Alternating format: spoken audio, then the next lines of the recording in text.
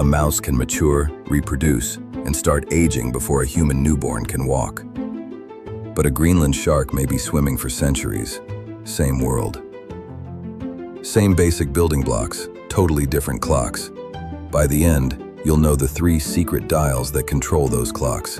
And the third dial tells you why a whale's huge body doesn't just kill itself with cancer. Here's the first clue.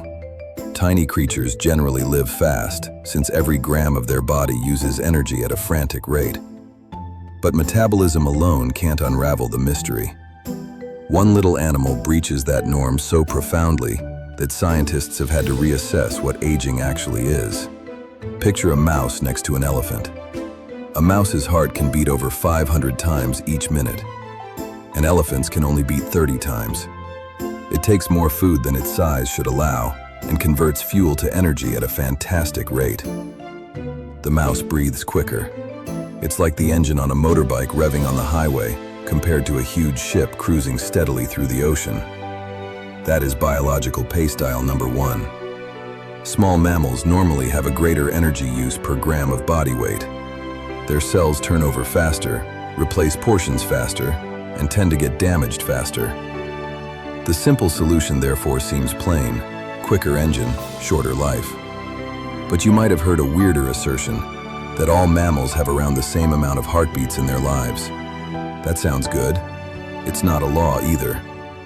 Some patterns do relate heart rate, body size, and lifespan. But animals don't have a little heart pulse counter that kills them when it hits 0. If they did, birds would be in deep doo-doo.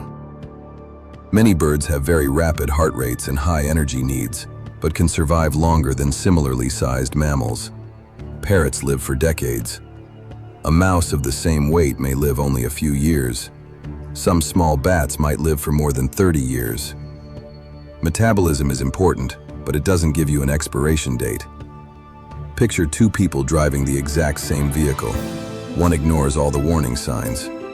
The other changes the oil and repairs worn parts, and shields the car from harsh weather. The engines may be doing the same amount of work, but in terms of maintenance, it makes all the difference. Animals also vary in how successfully their bodies protect DNA, clear out damaged cells, regulate inflammation, and repair proteins, which provides us our first big payoff. Aging is a function of both the damage being generated and the repair mechanism fighting back. If this is already affecting how you see aging, hit like. It really helps other curious people find this. Now for the animal that breaks the small body, short life norm, the bat. A bat is small. Its heart is beating faster. It takes a lot of energy to fly. Old engine theory said it should wear out fast. But many bats also live significantly longer than the life expectancy of land mammals of a similar size. Why? Because flying changed the second dial, risk. Most of a mouse's existence is one bad moment away from being lunch. A bat may fly away, hide in a cave, and evade many predators. That distinction alters what evolution is willing to develop. Imagine a phone that's made to last 2 months because you're going to dump it in the ocean by week 3. There is no use in spending more money for 10 years of protection. Nature, too, has to make a similar trade-off. And if most of a species perish young, killed by predators or the weather or famine or infection, then powerful long-term repair systems are of little benefit. Few animals would live long enough to use them. But if an animal can consistently escape danger, then prolonged life is useful. It can replicate in many seasons. So bats and many birds evolved bodies which still work far longer than their size would predict. It yields a truth that, to our way of thinking, is almost backwards. Animals do not age because their bodies cannot live longer. They often age because evolution never had enough motivation to help them live longer. It takes a budget to build a body. Energy can be spent on rapid growth, early reproduction, caring for progeny, immune defense, or years of cell upkeep. You cannot spend the same calorie again. Species that are under persistent threat tend to develop fast and breed early. Species with a safer adult life can grow slowly and maintain themselves better. And that is why longevity is not merely about strength, it's about strategy. and this method can be changed when the environment changes. Sometimes animals on islands with few predators evolve slower lifestyles. Protected animals can live way longer than expected in the wild, but safety doesn't have an animal evolve overnight. These changes occur over many generations, as features that aid in prolonged survival become increasingly advantageous. Quick question.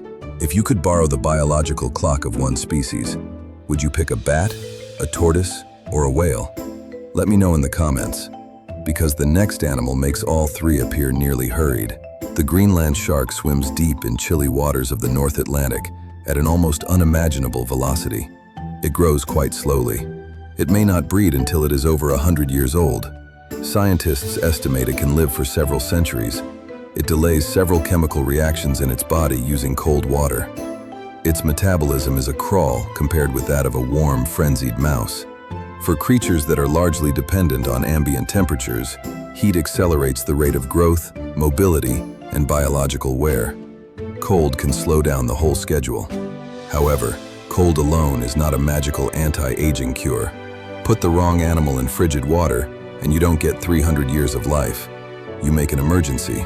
Temperature only functions in an already adapted body.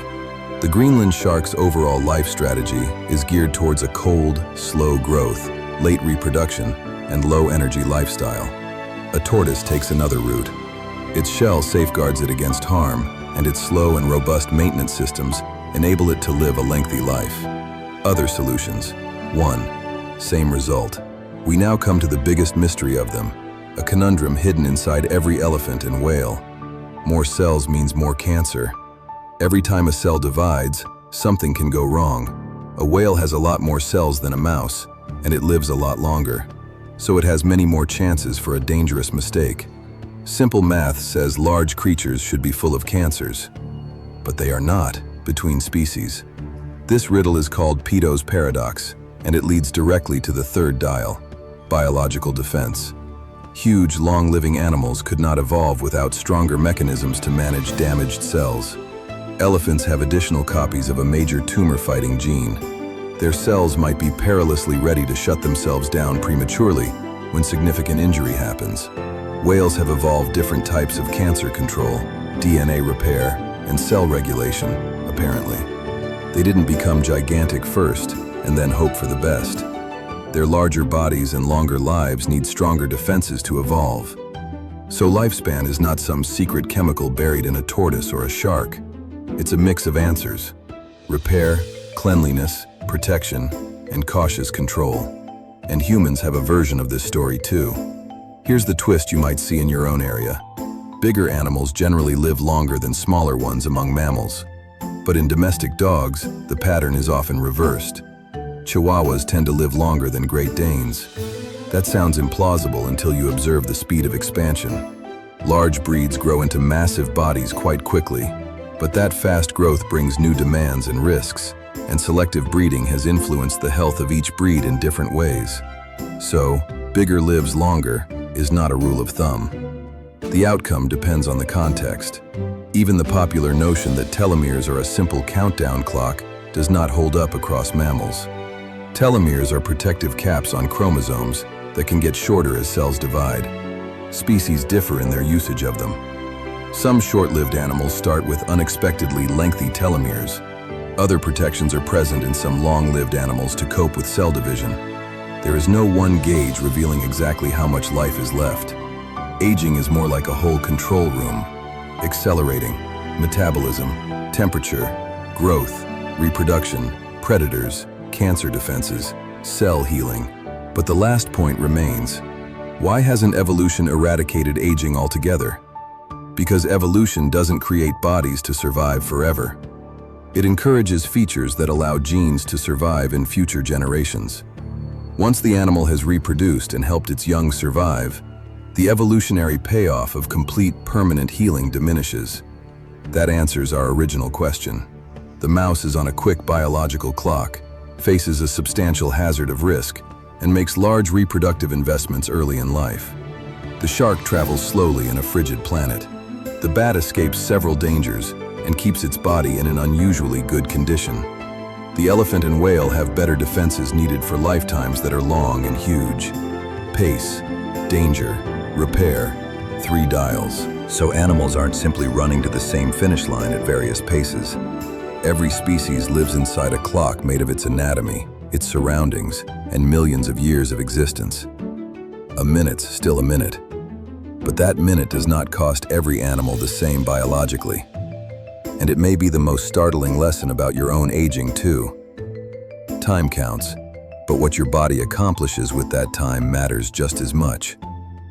If this has changed your thinking about your personal biological clock, subscribe so you don't miss the next surprise waiting in your mind and body. Then watch the next video to learn about another everyday behavior your biology has been quietly managing.